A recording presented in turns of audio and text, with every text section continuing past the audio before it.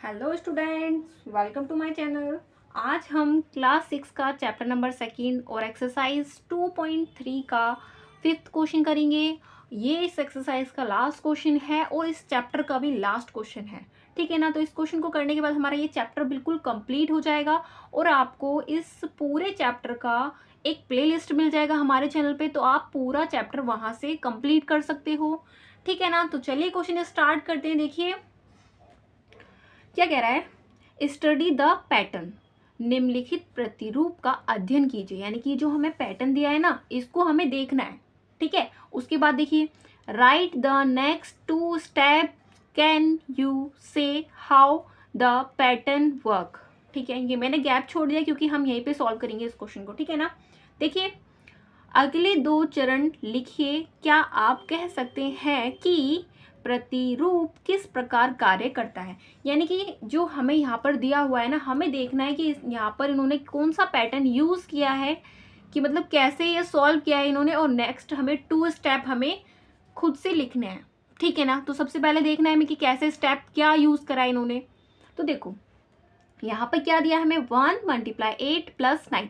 वैसे अगर हम देखेंगे तो क्या होगा, सेम यही आएगा प्लस करने से। अगर हम इनको प्लस करेंगे ना, या मल्टीप्लाई करके फिर प्लस करेंगे तो आंसर यही आएगा। बट यहाँ पैटर्न यूज करा, तो पैटर्न कैसे यूज करा है वो हमें देखना है। तो देखो एक चीज देखो, सबसे पहले हमें यहाँ पे क्या दिख रहा है, सबकी मल्टीप्लाई किससे की है, 8 से की है। सेकेंड, इसमें जो ऐड कर रहे हैं वो क्या हो रहा है, 1 2 3 4 5 ऐसे चल रहा है। समझ में आया ना। यानी कि पैटर्न क्या यूज करा है, 1 2 3 4 5 और 8 से ही सबकी मल्टीप्लाई करिए। इतना तो समझ में आ गया ना। अब देखो, अब आगे वाला देखो, आगे क्या क्या इन्होंने, देखो 1, नेक्स्ट क्या लिखा है 1 2, उसके नेक्स्ट क्या लिखा है 1 2 3, उसके नेक्स्ट क्या लिखा है 1 2 3 4। यानी कि एक एक नंबर ऐड करते जा रहे हैं और जो ऊपर लिखा है वो भी लिखना है। ठीक है ना। अब देखो आंसर कैसे आया है, बिना मल्टीप्लाई बिना सॉल्व करे आंसर कैसे निकालेंगे हम। तो देखो देखो इन्होंने क्या करा, 9 का 9 आ गया क्योंकि 9 ही आएगा प्लस करने से। अब देखो क्या करा है, 9 8, एक नंबर क्या करा, कम करके लिख दिया। नेक्स्ट देखो इनको प्लस करेंगे तो क्या आएगा, 9 8 7। यानी कि जो ऊपर जो लिखा है वो तो सेम रहेगा और एक नंबर, यानी कि इसके बैक काउंटिंग में अगर हम जाएंगे, जैसे कि 8 के बाद क्या आता है, 7 आता है बैक काउंटिंग में।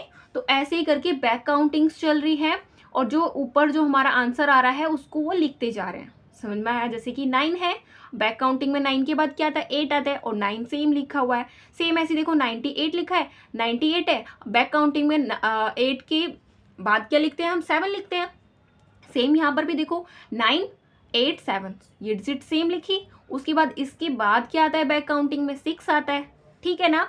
ऐसे ही देखो यहाँ पर भी 9 8 7 6, यहाँ तक की डिजिट सेम है। उसके बाद 6 के बाद बैक काउंटिंग में क्या आता है, 5 आता है। तो ऐसे ही नेक्स्ट हम 2 स्टेप कंप्लीट करेंगे। देखिए यहीं पे करेंगे, मैंने गैप छोड़ दिया था ताकि पैटर्न समझ में आ जाए हमें। ठीक है ना। तो देखो यहाँ पे क्या लिखेंगे, 1 2 3 4 5 6, यही लिखेंगे ना। और मल्टीप्लाई 8 से ही करेंगे और प्लस देखो 1 2 3, एक बढ़ के लिखना है, 6 आएगा। ठीक है। नेक्स्ट स्टेप बनाओ। देखो फर्स्ट स्टेप है हमारा और सेकेंड स्टेप ये होगा। देखो 1 2 3 4 5 6 ऐसे रहेगा। एक डिजिट हमें बढ़ानी है, क्या करेंगे, 7। ठीक है ना। देखो ऐसे चल रहा है ना, 1 2 3 4, 1 2 3 4, एक डिजिट बढ़ा के लिख दिया। ऐसे ही हमें यहाँ करना है। ठीक है। अब मल्टीप्लाई तो सेम डिजिट से चलता हुआ आ रहा है तो 8 लिख देंगे। उसके बाद देखो यहाँ पर डिजिट हमें बढ़ रही है ना, 1 2 3 4 5, नेक्स्ट क्या होगा, 7।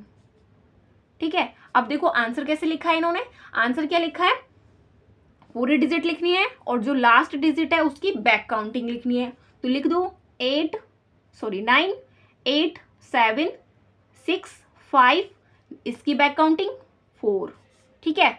ऐसे ही नेक्स्ट 9 8 7 6 5 4, इसकी बैक काउंटिंग 3। तो ये हमारा सॉल्व हो चुका है। बस थोड़ा सा समझना है इसको। हमारा क्वेश्चन भी कंप्लीट हो चुका है और एक्सरसाइज भी कंप्लीट हो चुकी है और हमारा मतलब ये चैप्टर बिल्कुल कंप्लीट हो चुका है। अब मिलते हैं नेक्स्ट वीडियो में नेक्स्ट चैप्टर के साथ। तब तक के लिए बाय बाय।